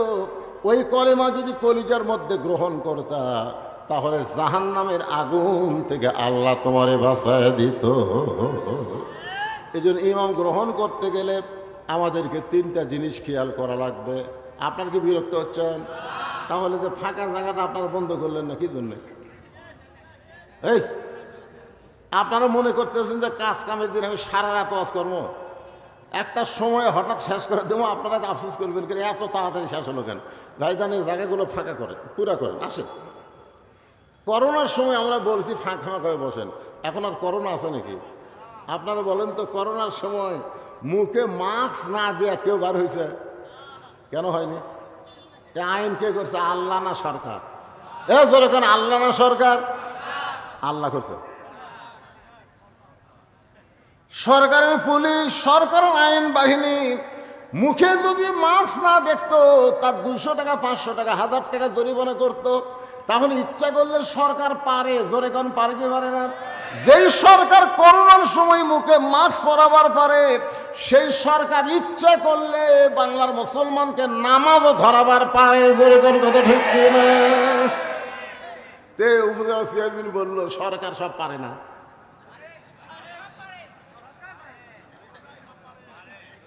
ইচ্ছা করলেই পারে, কিন্তু সরকার করবে কেন? সরকারের মধ্যেই তো নামাজ পড়ে না। জোরে কোন কথা কন না কেন? আজকে মদের বিরুদ্ধে কথা বলা হচ্ছে যে যুবকেরা মদ পান করতেছে, অনেক নেতারা পর্যন্ত মদ পান করে। জোরে কোন কথা ঠিক কিনা? যে দেশের নেতারা মদ পান করে সেই দেশের যুবকদেরকে মদের বিরুদ্ধে কেমন বলবো? মদের বিরুদ্ধে আইন আছে না নাই? কোরআনে আইন আছে না নাই? জোরে কোন? ওমর ফারুকের ছেলে মদ পান করছিল, 5 বাড়ি দিয়ে কি করছে? নাই, কোরআনে আল্লাহর আইন আছে না নাই? আমাদের যুবকের নামাজ না পড়লেও আইন আছে, এই যে প্রিজিং করলে তারও আইন আছে। সব কিছুর আইন আল্লাহর কোরআনের মধ্যে আছে। এই জন্যই তো আল্লাহ বলেছেন, অনুনাজ্জিলু মিনাল কোরআনি মা হুয়া শিফাউ ওয়া রাহমাতুল লিল মুমিনিন। যার বাংলা স্লোগান হলো সব সমস্যার সমাধান দিতে পারে আল কোরআন। সব সমস্যার সমাধান আল কোরআনের আলো, ঘরে ঘরে জালো। ঘরে ঘরে না, সংসদেও না, অ্যাঙ্গেলে মার দেওয়া লাগবে। অ্যাঙ্গেলে মার হলো সব জায়গায় জালো। আপনারা বলেন সব জায়গায় যদি আপনি বলেন তার মধ্যে সংসদ আছে না নাই? এখন যদি আপনারা বলেন সংসদে জালো, তখন ওরা বলবে হুজুর ওই দলের লোক। আমরা কোরআনের মাহফিলে এসে এক দল করবো না, সব মুসলমান এক দলের মধ্যে চলে আসবো। জোরে কোন কথা ঠিক কিনা? আপনারা বলেন তো, মসজিদের মধ্যে ঢুকলে আমরা কয় দল? জোরে কোন কয় দল? আওয়ামী লীগ, বিএনপি, জাতীয় পার্টি, জামাত সবাই মিলে দেখবেন কাতার সোজা করতেছে। আওয়ামী লীগ সরকারি দল ক্ষমতাত আছে, ওই কাতারের থেকে 4 আঙ্গুল সামনে গেছে। কয় আঙ্গুল? তখন জামাতে ইসলাম হাত ধরে টানতেছে, লাইন হতাম। এই যে কাতারের দাগ তোর চোখত পড়ে না? আওয়ামী লীগ বলতেছে আমি খেয়াল করিনি ভাই। ও কে হাত ধরে টানতেছে ওদিকে, ওর খেয়াল নাই, ওর খেয়াল হলো কাতারের দিকে। তার মানে বোঝা গেল মসজিদের মধ্যে যখন ঢোকে তখন আওয়ামী লীগ বিএনপি জাতীয় পার্টি ঢোকে না, সবাই এক কাতার হয়। আল্লাহর কোরআনের মাহফিলে যখন আমরা বসে যাব তখন আওয়ামী লীগ বিএনপি জাতীয় পার্টি থাকবো না, আমরা সবাই আল্লাহর দল হয়ে যাব। ঠিক আছে? মেয়েটা বলতেছে আমির আল মুমিনিন, সকালবেলা 3টা করে চাবুক, বিকালবেলা 3টা করে চাবুক, আমার এমন কোনো জায়গা নাই যে জায়গায় চাবুকের আঘাত লাগে নাই। আপনি যখন রোম পারস্য দখল করলেন তখন আপনি ঘোষণা করে দিলেন মুসলমান কোনো রাষ্ট্র যখন দখল করবে ওই রাষ্ট্র তখন আল্লাহর আইনে চলবে, আর আল্লাহর আইনে যখন কোনো রাষ্ট্র চলবে ওই রাষ্ট্রের মধ্যে জেলখানার কোনো দরকার হবে। আপনারা বলেন তো আল্লাহর আইন এটা কি? আল্লাহর আইন কি দেরি করে না ডাইরেক্ট? যখন দেরি করে না ডাইরেক্ট? Direct action. আপনি যখন রোম পারস্য দখল করলেন, আমি রোমের একটা জেলখানার মধ্যে বন্দী ছিলাম, আপনি জেলখানার দরজা উন্মুক্ত করে দিলেন। আমি জেলখানার দরজা খোলা পাইয়া, কারণ আমার দাদা খ্রিস্টান, আমার বাবা খ্রিস্টান, আমার 14 গোষ্ঠী খ্রিস্টান, আমি এখন কি করব? এই 2 পাহাড়ের মাঝখানে 6 দিন হলে ঘুরতেছি। আপনার যদি দেখা পায় আপনার কাছে এই দুঃখী মেয়েটা একটু আশ্রয় চায়। ওমর ফারুক চোখের পানি বের করে বললেন, মা আমি তোমাকে আশ্রয় দিবার পারবো না, কারণ ইসলাম কোনোদিন কাউকে আশ্রয় দেয় না, বরং ইসলাম মানুষকে অধিকার দিয়ে দেয়। আপনারা বলেন তো ইসলামে নারীদের অধিকার আছে না নাই? আজকে অনেক মেয়েরা বলে ইসলামে আমাদের কোনো অধিকার নেই। এই যে একজন তাসলিমা নাসরিন একটা বই লেখছে নির্বাচিত কলম, ওই নির্বাচিত কলমের মধ্যে লেখছে আর রেজালু কাওয়ামুনা আলান নেসা, যে পুরুষরা নারীদের উপরে থাকবে। এই আয়াতটার ব্যাখ্যা করে তাসলিমা নাসরিন নাস্তিক বলেছে এইখানে আল্লাহ তাআলা পুরুষের চাইতে নারীদের দাম কমায় দিছে, কারণ পুরুষেরা থাকবে উপরে, নারীরা থাকবে নিচে। আপনারা বলেন তো এই আয়াতটা আল্লাহ কোন প্রেক্ষাপটে নাযিল করছে? নারী যদি মা হয় তাহলে নারীর দাম বাবার চাইতে অনেক বেশি। জোরে কোন কথা ঠিক কিনা? নারী যদি মেয়ে হয় তাহলে ছেলের চাইতে মেয়ের দাম কম না বেশি? কিন্তু নারী যদি বউ হয়, ওই জায়গাতে একটু আল্লাহ বলছে স্বামী একটু উপরে থাকবে, বউ একটু নিচে থাকবে। আপনারা কি বইয়ের উপরে থাকেন না নিচে যান? পদ্মার চরে জালা জ্বালানি একটা অস্থায়ী ঘর বানাচ্ছে, টাকার ঘর।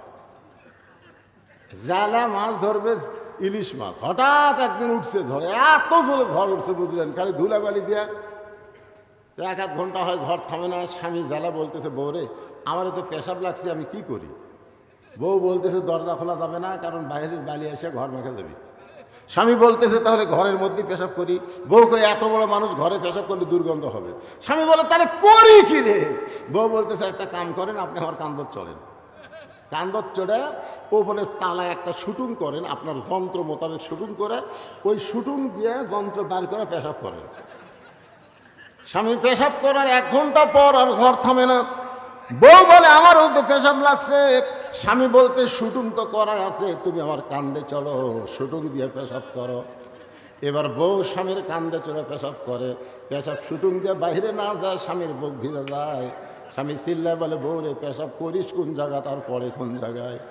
বউ চিল্লায় বলে মরার স্বামী জানো না সব জায়গায় সমান অধিকার চলে না। আপনারা বলেন তো মেয়েদের অধিকার ইসলামে আছে না নাই? অধিকার আছে না নাই? ওমর ফারুক বললেন মা এখন তোমার বয়স কত? মেয়েটা বলতেছে 6 বছর বয়স ঈমান গ্রহণ করেছি আর 12 বছর জেলখানায় বন্দি জীবন কাটাইছি, এই মুহূর্তে আমার বয়স হলো 18 বছর। ওমর ফারুক বললেন মা 18 বছরের একজন মেয়ের জন্যে ইসলামের 1 নম্বর অধিকার হলো ভালো একটা ছেলের সাথে বিয়া বসা। কি ছেলে? আপনারা কি আমার কথা বুঝতে পারতেছেন না? কি ছেলে? ভালো ছেলে। বিয়াতে বিমান নেয়, মহারণা নগদ। জোরে কন। বিয়াতে বিমান নেয় না, মহারণা নগদ দেয়, এরা হলো ভালো ছেলে। আপনাদের ধামুরহাটের খবর কি?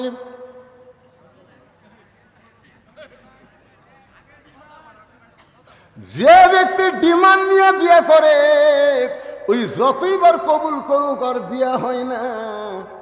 এই ডিমান্ড নিয়ে বিয়ে করার কারণে স্বামী স্ত্রী মিলন হওয়ার পরে যে মালগুলা বাড়ায় ওই মালগুলা কোরআনের মাহফিলে বসে।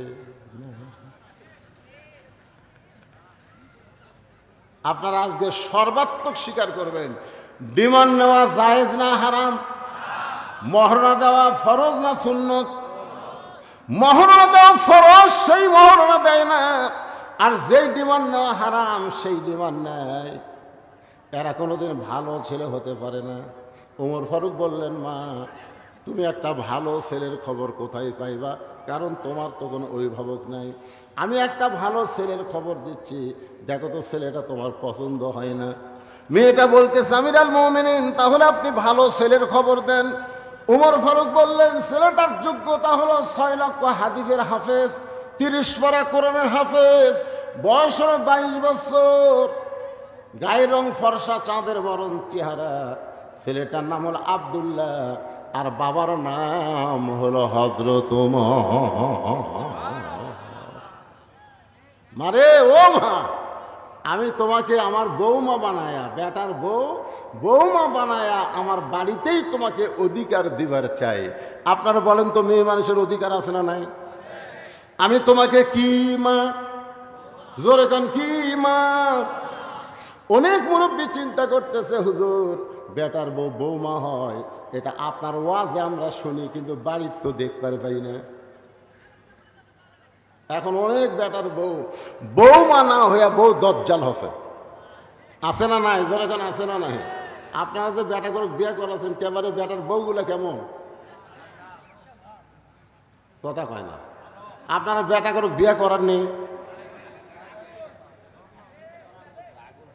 আগুন। বিয়ে করার আগে বেটা কি ভালো জানেন, দুটা ডাব কিনে নেয়, একটা বাপক কাটা দেয়, একটা মাও কাটা দেয়। বাপ মাও কয় আমাকে আল্লাহ ফেরেস্তা দিছে। কিন্তু বিয়ে করার পরে বউ যে কি কান মন্ত্র দিছে, আর আপনাকে এই কি জায়গার নাম হাটনগর আর থাকে না, এখন বউলিয়া চলে গেছে নওগাঁয়। এখন নওগাঁ বউলিয়া থাকে, বাসা করছে, 3 তলা বাসা করছে, ওটি বউলিয়া থাকে। বাপ মা থাকে হাটনগর। একদিন বাবা অসুস্থ হয়ে নওগাঁয় ভালো ডাক্তার দেখানোর জন্য চলে গেছে। ভালো ডাক্তারের একটা লম্বা সিরিয়াল, দেখতে দেখতে রাত 9টা বাজছে। রাত কয়টা? এখন চিন্তা করে 9টার সময় হাটনগর কেমনে যাই। মন বলতেছে কে তোর বেটার বাসা নাই। ওই তখন ওই মনের তাগিদে বেটার বাসাত গেছে। বেটার নাম হলো আব্দুল্লাহ, কি সুন্দর নাম, আব্দুল্লাহ। আব্দুল্লাহ বাসা টেকচুম করছে, কে রে? আমার সবাই সার করে ডাকে, সাহেব করে ডাকে, আমার নাম ধরে ডাকলে এই মরদ কে রে? আপনারা বলেন তো, সন্তান যত বড়ই সাহেব হোক, নাম ধরে ডাকার মরদকে? আব্দুল্লাহ দরজা খুলে তাকায় দেখে বাবা এতিমের মতন দাঁড়ায় আছে। আব্দুল্লাহ বলে, বাবা রাত 9টার সময়, কারণ খবর কি? বাপ বলতেছে, আমার মন কখনো চাইনি তোর বাসাত আসা, কিন্তু ডাক্তারের কারণে বাধ্য হয়ে আমাকে আসতে হলো। আব্দুল্লাহ হাত ধরে বলতেছে, বাবা এত রাগ কেন করছেন বাবা? বাবা মনে মনে কয়, রাগ তো তোর উপর করিনি, তুই যে মালটা বিয়ে করছো। রেস্ট রুমে এখন বাপকে বসায় দিয়ে আব্দুল্লাহ আস্তে আস্তে বইয়ের কাছে গেছে। বউ যে ঘরে ঘুমায় আসে না চাপড় দিয়ে, ওই ঘরের মধ্যে যে আব্দুল্লাহ ফিস ফিস করে বলতেছে, লক্ষ্মীটি সোনার ময়না, বাবা আইছে। কি হচ্ছে? তোমার বাবা যখন আব্দুল্লাহ আব্দুল্লাহ করে ডাকলো, আমি কি ঠসা? আব্দুল্লাহ জোরহাত করে বলতেছে, বাবা কোনোদিনও আসে না রে, আজকে বিপদে যাচ্ছে, আর তুমি এইরকম করে ভাষা। বাবার সামনে একটু খাবার দাও। বউ বলতেছে, আমার মাজা বেদনা করে, পিঠ শিরশির করে, পারলে তুমি দাও। আব্দুল্লাহর বাপ কি আর কম, চিল্লাই বলতেছে, কে রে আব্দুল্লাহ, তুই কি মনে করছিস আমি খাবার জন্য যাচ্ছি? যাওয়ার জায়গা পাইনি দেখে তোর বাড়ি যাচ্ছি, থাকার একটু জায়গা দে, খাওয়া লাগবে না। আব্দুল্লাহ রাত 9টার সময় বাবা না খাইয়া ঘুমায় গেছে। রাতটা যখন 11টা বাজে তখন আব্দুল্লাহ শালা, আপনার আব্দুল্লাহর শালা বলতে কি বুঝতেছেন? বইয়ের ভাই। 11টার সময় এসে ডাকতেছে শেফালি আপা, আব্দুল্লাহর বইয়ের নাম হলো শেফালি। শেফালি আপা, সঙ্গে সঙ্গে শেফালি কম্বল ফেলা দিয়া মারছে লাভ। আব্দুল্লাহ তাকায় দেখে কম্বল আছে, বউ নাই। বউটা দৌড়ে গিয়া গেট খুলে বলে, ভাইজান এত রাত্রে কোত্থেকে? বলে ক্রাম বোর্ড খেলতে খেলতে রাত হয়ে গেছে, আপা আমি একটু ঘুমাবার চাই। বলে কিসের ঘুম? আগে খাওয়া। তুই না খাইলে ঘুমাইলে আমার চোখে ঘুম ধরবে না।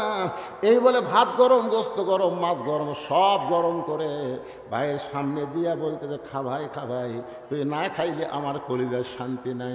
আব্দুল্লাহ মনে মনে চিন্তা করে, 9টার সময় আমার বাবা আইছে, তখন তোর মাজা বেদনা করে, পিঠ শিরশির করে, আর 11টার সময় খা ভাই, খা ভাই, খবর কি?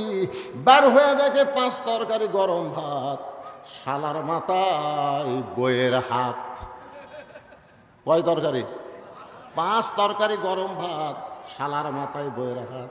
খালি বারবার বলতেছে, আর এক টুকরা খা ভাই, তুই না খাইলে আমার কলজার শান্তি নাই। আব্দুল্লাহ চুপি চুপি বাবা যেই ঘরে ঘুমায়, ওই বাবার ঘরের জানলার কাছে জিরো বাল্বের আলোতে তাকায় দেখে বাবার শুকনা মুখটা দেখতে পায়। আব্দুল্লাহর চোখটা পানি পড়তেছে। যেই বাবা নিজে না খাই আমাকে লেখাপড়া করাইছে, যেই বাবা মাটির বিছনার থেকে আমাকে খাট বানায় দিছে, আজকে আমার সেই দরদের বাপ না খায় আছে, আর সালাদ সামনে 5 তরকারি গরম ভাত, আমার কি কিছুই করণীয় নেই? সঙ্গে সঙ্গে আল্লাহর কোরআন বলতেছে, আল্লাযী খালাকাল মাউতা ওয়াল হায়াতা লিয়াবলুয়াকুম আইয়ুকুম আহসানু আমালান ওয়া হুয়াল আজিজুল গফুর। আল্লাহু আকবার। আল্লাহ। আব্দুল্লাহ রে, তোর মৃত্যুর হায়াতকে আমি আল্লাহ সৃষ্টি করেছি পরীক্ষা করার জন্যে। সুন্দর আমল করতে হবে। আল্লাহ কোরআনে বলেছে, ওয়াকাযা রাব্বুকা আল্লা তা'বুদু ইল্লা ইয়্যাহু ওয়া বিল ওয়ালিদাইনি ইহসানান। আল্লাহর পরই হলো বাপ মা। তোর সেই বাপ না খেয়ে ঘুম পাড়তেছে, তোর শালার সামনে 5 তরকারি গরম ভাত, তোর কি করার কিছুই নাই? আল্লাহর কোরআন ঈমান জাগায় দিছে। জোরে কোন সুবহানাল্লাহ। গোটা বিশ্বের মানুষকে ঈমানকে জাগাইতে পারে সেই কিতাবের নাম কি? আব্দুল্লাহ চিন্তা করে, ভাই কোরআন যত ঈমান জাগা দেখি রে, বর্তমানে নারী নির্যাতনের কেস আছে, মরদ নির্যাতনের কোনো কেস নেই। আমি কি করি? বিবেক বলতেছে করার কিছুই নাই। তোর বাড়ি খুঁজা দেখে আটা বলা, উটি বলা একটা বেলান আছে, দেখ দেখ, করার কিছু নেই পাগলা। ওই খুঁজা দেখে উঠি বলা একটা বেলান আছে, ওই বেলার হাতে নিয়ে চিন্তা করতেছে কি করব। বিবেক সবচাইতে বড় আদালত। বিবেক বলতেছে, তোর বউ তো তোর শালাক ভাত খিলাচ্ছে, কোনো দিকে খেয়াল নাই। কারণ মেয়ে মানুষেরা যখন তার বাপের আত্মীয় আসে, তখন আর অন্য কোনো দিকে খেয়াল থাকে না, একটাই খেয়াল, খালি তারা বাপের আত্মীয়। তোর কোন কথা ঠিক কিনা? এখন যে হারে খিলাচ্ছে, ওর তো কোনো খেয়াল নাই। তুই বিড়ালের মতন চুপি চুপি যায় ওর পিছনে দেখা উঁচু হয়ে আসে, ওই উঁচা জায়গা বিসমিল্লাহ কয়ে একটা বাড়ি মারবো, একটা হজের সব। 2টা বাড়ি মারবো, 2টা হজের সব। এখন তুই কয়টা হজের সব নিব সেটা তোরই ব্যাপার, কিন্তু খবরদার নিচেও জান মারিস না, উপরেও জান মারিস না। কারণ নিচে মারলে কেস খাবো, উপরে মারলেও কেস খাবো, কারণ দেখাবার পারবি। আর মিডল পয়েন্টে মারলে লুসবি ঠিকই, কিন্তু কাউকে দেখাবার পারবি না। জোরে কোন কথা ঠিক কিনা? কারণ ওই জায়গা কাপড় খুলে কাউকে দেখাবি। বিলাই যেমন ইন্দুর ধরে, আব্দুল্লাহ চুপি চুপি বইয়ের পেছনে এসে বেলান নিয়ে উঠি বলা বেলান নিয়ে দাঁড়ায় আছে। আর বউ খালি ভাইকে বলতেছে, আর এক টুকরা খা। ভাই বলতে, জোড়া কাপা, আর আমি পারবো না। বোন বলতেছে, ভাই রে তাহলে আর এক টুকরা মুরগিলে। না বা আমি আর পারতেছি না। আব্দুল্লাহ কয়, আমার বাপ না খেয়ে আছে, তোর পিঠ বেদনা, তুই শিশির করে কম্বল ছাড়লি না, তোর ভাই খাবার চাই না, তারপরেও খাবার দেশ। এই রাগ করে মারছে বাড়ি, এত জোরে বাড়ি মারছে, ফুটবল লাত্তি মারলে যেমন শব্দ হয়, ওই জায়গা বাড়ি মারলে শব্দ হবে, কিন্তু খুব জোরে লাগবি না। মাঝে মাঝে প্র্যাকটিস করে দেখবেন, বইয়ের ওই জায়গায় বাড়ি মারবেন, শব্দ হবি, কিন্তু খুব জোরে লাগবি, কাকু বলবারও পারবি। আমার এই পাতার উপর মারছে, কাকু বলবার পারবে, খালি লুচবি ঠিকই। যে বাড়ি মারছে, বউ দৌড়, শালাও দৌড়। শালা চিল্লায় বলে, দুলা ভাই এত রাত্রে আমার বোনকে মারলেন কেন? আব্দুল্লাহ চোখের পানি বের করে বলে, তোর বোন আমার কে হয়? তোর বোন আমার কে হয়?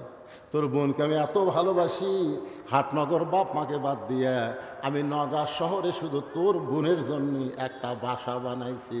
কারণ বউকে ভালোবাসার কথা ইসলামে আছে না নাই? এজরে কারণ ভালোবাসার কথা ইসলামে আছে না নাই? আল্লাহ নবী ঘরের মধ্যে বসে আছে, এমন সময় উম্মাহাতুল মায়েশা রাদিয়াল্লাহু তাআলা, আমাদের উম্মা, আমাদের মা ঘরের মধ্যে ঢুকছে। নবী বসে আছেন, মা আয়েশা ঘরের মধ্যে ঢুকছে, সঙ্গে সঙ্গে নবী দাঁড়িয়ে গেলেন। মা আয়েশার সম্মানে নবী দাঁড়ালেন না, নবী দাঁড়ায়া দরজা বন্ধ করে দিলেন, জানলা বন্ধ করে দিলেন। আয়েশা বলে, ইয়া রাসূলুল্লাহ, আমি ঘরে আসার সাথে সাথে আপনি দরজা বন্ধ করলেন, জানলা বন্ধ করলেন, আমার দেহ থর থর করে কাঁপতেছে। রাসূল বলে, কি কারণে তোমার দেহ কাঁপে? বলে, আপনার জুতার পরশে আল্লাহর আরশ ধন্য হয়ে গেছে। হুজুর, যদি কোনো বেয়াদবি হয় এই কারণেই আমার দেহ কাঁপতেছে। রাসূল বলে, আয়েশা, একজন নবীর জুতার পরশে আল্লাহর আরশ ধন্য হয়েছে, একজন নবীর জুতার পরশে। আয়েশা বলে, হুজুর, আপনি তো সেই নবী। রাসূল বলে, যতক্ষণ দরজা খোলা ছিল ততক্ষণ আমি নবী ছিলাম, কিন্তু যেই দরজা বন্ধ হয়েছে আমি আর নবী নয়, আমি হলাম স্বামী, আর তুমি আমার বিবি। বউকে আদর করার কথা ইসলাম আছে না নাই? নবী বলতেছেন, একজন নবীর জুতার পরশে আল্লাহর আরশ ধন্য হয়েছে। আয়েশা বলে, আপনি তো সেই নবী। রাসূল বলে, আমি নবী ছিলাম রে যতক্ষণ দরজা খোলা ছিল, এখন দরজা বন্ধ, কিসের নবী রে? এই আমি হলাম স্বামী, তুমি আমার বিবি, আসো। মা আয়েশা দৌড়ে এসে স্বামীর বুকে মাথা দিয়ে কয়, আল্লাহ, এতদিন জানতাম আমার নবী বিশ্ব নবী, আজকে দেখতেছি আমার নাবী হলেন 1 নম্বর স্বামী। নবী আস্তে করে মা আয়েশাকে বুকের মধ্যে নিয়ে এই ডান হাত দিয়ে পিঠের উপর একটা চাপ দিছে। এই চাপ দেওয়া কিন্তু সুন্নত। আপনারা বুকের মধ্যে নিয়ে একটা কি দিবেন? কথা কয় না একেবারে। শোনেন, ফেতনার জামানায় একটা সুন্নত আমল করলে 100 গলা কাটা শহীদের সব। কোনোদিন চাপ দিচ্ছেন আপনারা? যারা বিয়ে করতেছেন, ভাই আমি তার খুব বলতেছি, আর প্রেমিক এক চাপ দেওয়ার কথা বলতেছি না। এখন বউকে বুকের মধ্যে নিয়ে আল্লাহ রাসূল, আল্লাহর নবী হলেন আমাদের আদর্শ। নবী যখন ডান হাতে চাপ দিয়েছে, সঙ্গে সঙ্গে আল্লাহ বলে, জিবরাইল যা যা নবীর কাছে কোরআন শরীফ নিয়ে যা। ফেরেশতা জিবরাইল বলে, আল্লাহ বহুবার নবীর কাছে কোরআন নিয়ে গেলাম, এইভাবে তো কোনোদিন বলেন নাই। আল্লাহ বলে, জিবরাইল, নবী ঘরের মধ্যে যে আমল করতেছে, এই আমলে আমি আল্লাহর আরশ খুশি হয়ে গেছে। সুবহানাল্লাহ, জোরে কোয়া যায় না? আপনার বলেন তো, নবী কি ঘরের মধ্যে নামাজ পড়তেছে, জিকির করতেছে, তসবিহ তেলাওয়াত করতেছে, কি করতেছে? বুকের মধ্যে চাপা ধরায় আল্লাহর কাছে সবচাইতে দামি আমল। জোরে কোন সুবহানাল্লাহ। যা রে জিবরাইল, যা, কোরআনের আয়াত নিয়ে নবীর কাছে যা। ফেরেশতা জিবরাইল কোরআনের আয়াত নিয়ে নবীর বাড়ির পাশে দাঁড়িয়ে বলতেছে, আসসালামু আলাইকা ইয়া রাসূলুল্লাহ। নবী আয়েশাকে বুকের মধ্যে নিয়ে চমকে উঠলেন। আয়েশা বলে, হুজুর, আপনি চমকালেন কেন? বলে, ফেরেশতা জিবরাইল আমাকে সালাম দিল। আয়েশা বলতেছে, এই সময় ফেরেশতা আসার টাইম হলো। কারণ বউ যখন স্বামীর বুকের মধ্যে থাকে, মনে হয় বউটা জান্নাতের মধ্যে আছে। জোরে কোন কথা ঠিক না? আল্লাহ রাসূল বলে, আয়েশা, জিবরাইল নিজের ইচ্ছায় কোনোদিন আসে না, জিবরাইল আল্লাহর হুকুমে আসে। দেখি জিবরাইল কি জন্য আইছে।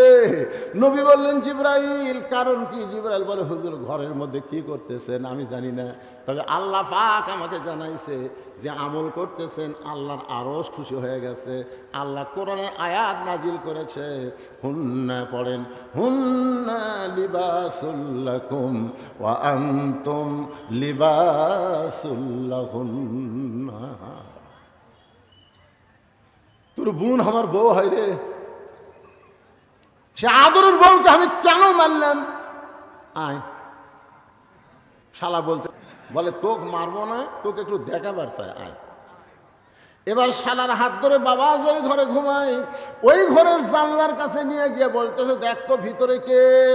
শালা বলতেছে আপনার বাবা কখন আইছে দুলা ভাই? আপনার বাবা কখন আইছে? আব্দুল্লাহ বলতেছে 9টার সময় আইছে। তোর বোন কইছে মাজা বেদনা পিঠ শিরশির করে, আমার বাবার সামনে খাবার দেয়নি বলে বাবা রাগ করে না খেয়ে ঘুমিয়ে গেছে। আর 11টার সময় তোর সামনে 5 তরকারি গরম ভাত। বল রে শালা বল আমার আমল কি? শালা বলতে দুলা ভাই আর একটা মারেন, আর একটা মারেন। এই মানুষের জাত না, এই বাপের আত্মীয় পছন্দ করে, স্বামীর আত্মীয় দুই চোখকে দেখবার পারে না। ধরে কোন কথা ঠিক না? আপনাদের ঘরে এমন বউ আছে না নাই? ওর বাপের বাড়ি একটা ফকির আসলে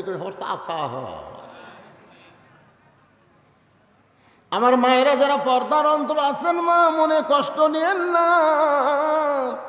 যে স্বামীর পায়ের তলে আপনার জান্নাত হওয়ার কথা ছিল, কিন্তু পায়ের তলে জান্নাত না হয়ে রাসূল বলেছেন আল্লাহর পরে কাউকে যদি সেজদা দেওয়ার হুকুম থাকতো তাহলে প্রত্যেকটা নারীকে বলা হতো তোমার স্বামীর পায়ে সেজদা করো। ফাতেমা বলতেছে বাবা এই যে স্বামীর পায়ে সেজদা করা, এই আমলটাই কি মেয়েদের সবচাইতে বড় আমল? আল্লাহ রাসূল বলে ফাতেমা নারীদের সবচাইতে বড় আমল হলো পর্দা। ধরে বলেন নাম কি?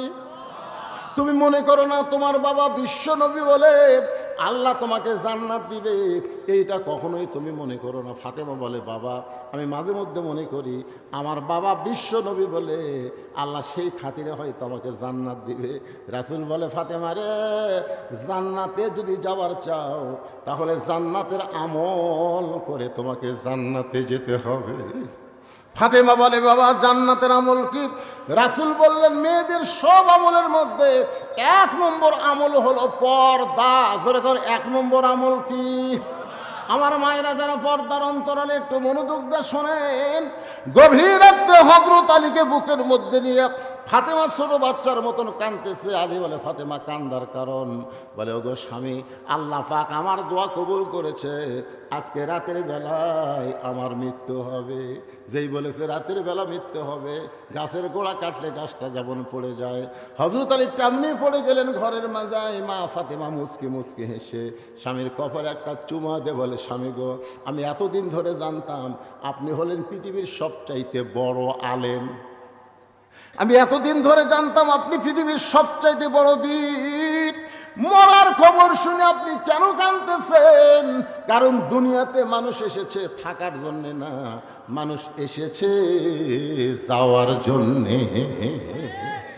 আপনারা বলেন তো, 2 জন চা স্টলে গল্প করতেছে অমুকের ফাঁসি হলো রে, অমুকের ফাঁসি হবি। আমি দৌড়ে গিয়ে বললাম কে ভাই তোমরা যে গল্প করতেছো অমুকের ফাঁসি হলো অমুকের ফাঁসি হবি, তোমার যে মৃত্যু হবি, যেই কছি তোমার মৃত্যু হবে চমকে উঠছে। চমকে উঠলে কেন? কারণ ফাঁসির তারিখ আছে, মরার কোনো তারিখ। আপনারা বলেন তো আমাদের কোনো তারিখ আছে? কে কবে মরবেন এইটাকে আপনারা জানেন? তাহলে যেই যুবকেরা মিলে আজকে মাহফিল করতেছে এই যুবকেরা কোথায়? একজন? কয়জন যুবক? তোমরা কয়জন যুবক রে? এই যুবকেরা যারা আজকে কোরআনের মাহফিল করতেছ আমি তাদেরকে বলবো তোমরা বিবেকের আয়নায় বিবেকের আদালতে জিজ্ঞাসা করো তোমরা কি মাগরিবের নামাজ পড়েছো? তোমরা কি এশার নামাজ পড়েছো? তোমরা কি ফজরের নামাজ পড়বা?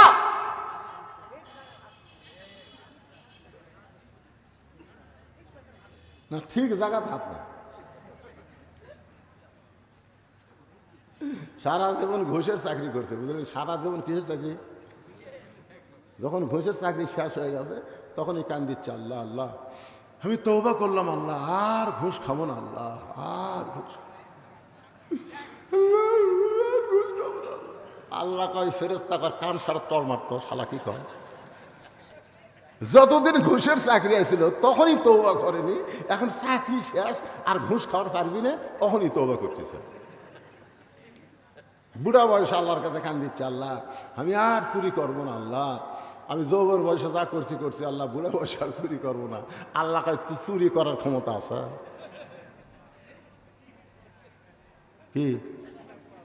এই জন্য যেই যুবকেরা কোরআনের মাহফিল করতেছে, শুধু কোরআনের মাহফিল করলে হবে না, এই যুবকদেরকে যৌবন বর্ষে কোরআনের পক্ষের কর্মী হওয়া লাগবে। জোরে কোন কথা ঠিক না? শুধু কোরআনের কর্মী হলে হবে না, 5 ওয়াক্ত নামাজ জামাতে আদায় করা লাগবে। জোরে কোন কথা ঠিক না? যারা মাহফিলে একটা টাকাও আদায় করে না, আদায় করো তোমরা? কোনো টাকা আদায় করে না, এরা নিজেরাই টাকা দিয়া এত সুন্দর আয়োজন করে। আর সেই যুবকদের জন্য আমাদের প্রাণ খুলে দোয়া করার দরকার আছে না নাই? জোরে কোন আছে না নাই? গান বাজনা হচ্ছে না, কনসার্ট হচ্ছে না, কোরআনের মাহফিল হচ্ছে। এই মাহফিলকে আল্লাহ যেন কবুল করে। আমি সব সাইটে ওয়াজ করেছি, সব সাইটে, কিন্তু ভাইজান আমার ঘড়ি আমাকে বারবার বলে দিচ্ছে কাজ কামের দিন। মানুষ সারাদিন কাজ কাম করছে। আল্লাহ রাসূল বলেছেন 2 ওয়াক্ত নামাজ কেন লম্বা করা হলো? শোনেন, 2 ওয়াক্ত নামাজ লম্বা করা কেন হলো? 3 ওয়াক্ত নামাজ হলো তাড়াতাড়ি, আসর মাগরিব এশা। তাড়াতাড়ি না? এ কথা কান, তাড়াতাড়ি না? আসর পড়ার পরই কি মাগরিব পড়ার পরই কি এশা। দেখেন এই 3 ওয়াক্ত মিলা কয় ঘন্টা? কিন্তু এশা থেকে ফজর, ফজর থেকে জোহর, এই 2 ওয়াক্ত লম্বা কেন? উমর ফারুক বললেন, ইয়া রাসূলুল্লাহ 5 ওয়াক্ত নামাজের মধ্যে এই 2 ওয়াক্ত নামাজের সময় লম্বা কেন? আল্লাহ রাসূল বললেন, ফজর থেকে জোহর আল্লাহ লম্বা সময় দেওয়ার কারণ হলো এই লম্বা সময়ের মধ্যে মানুষ ব্যবসা বাণিজ্য করবে, খেতে খামারে কাজ কাম করবে, চাকরি বাকরি করবে। এগুলা করতে গিয়া তার দেহের যে ক্ষয় হবে, ক্ষতি হবে।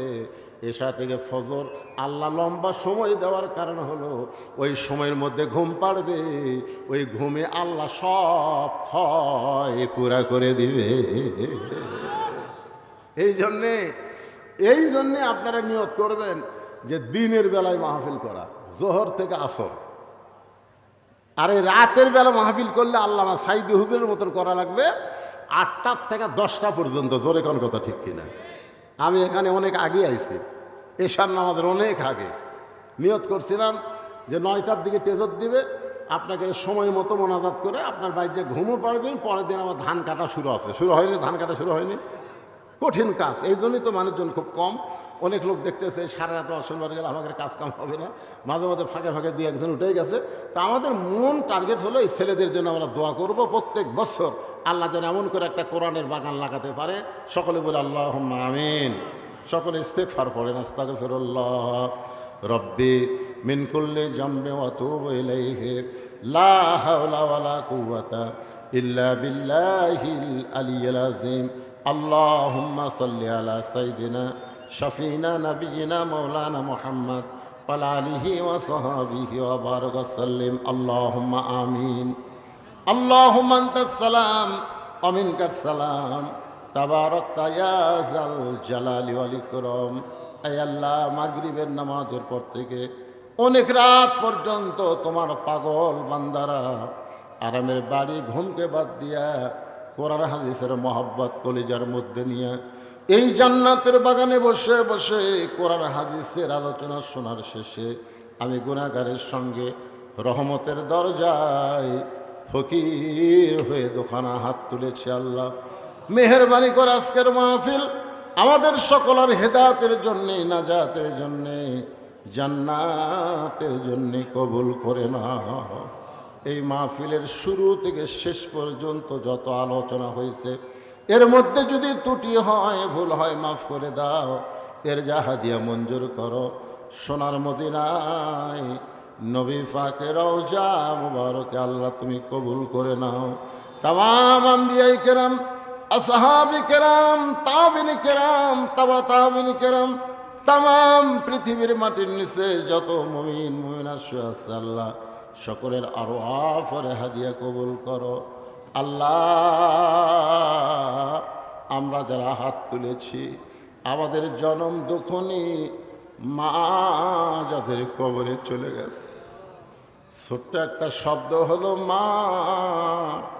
এ নামের মধ্যে যে কি মধু, যাদের মা নাই তারাই বুঝতেছে। এই দরদের মা যাদের কবরে গেছে আল্লাহ মেহেরবানি করে মায়ের কবরকে জান্নাতের টুকরা বানায় দাও। আমাদের দাদা দাদি নানা নানি আত্মীয় স্বজন কবরে চলে গেছে, আমাদের দরদের বাপ যাদের কবরের ঘরে চলে গেছে, আল্লাহ মেহেরবানি করে কবরকে জান্নাতের টুকরা বানিয়ে দাও।